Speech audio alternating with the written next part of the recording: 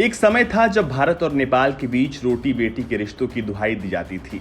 लेकिन जब से नेपाल में वामी ओली की सरकार आई, तब से नेपाल और भारत के संबंधों में खटास पड़ गई है। और इस खटास के सिर्फ और सिर्फ एक ही वजह है, चालबाज चीन।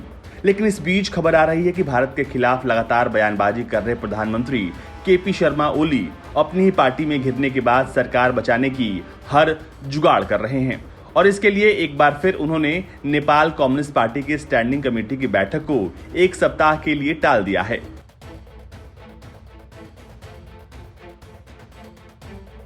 तो उधर चीनी राजदूत लगातार वामी ओली सरकार और उसकी पार्टी में एकता के लिए बैकडोर बैठकें कर रहे हैं।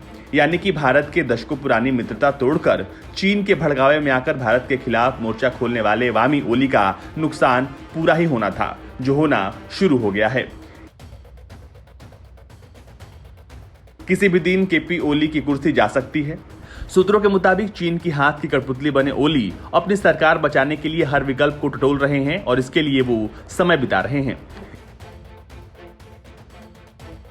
इसके अलावा अपनी स्टैंडिंग कमेटी की बैठक को उन्होंने टाल दिया है और इसका बहाना देश के अधिकतर हिस्सों में भारी बारिश, भूस्खलन और बाढ़ के हालात को बताया है। तो वहीं दूसरी तरफ एनसीपी चेयरमैन पुष्प कमल दहल उर्फ प्रचंड लगातार ओली पर दबाव बनाए हुए हैं। लेकिन ओली पार्टी के दूसरे नेताओं के जरिए उन्हें मनाने की कोशिश कर रहे हैं।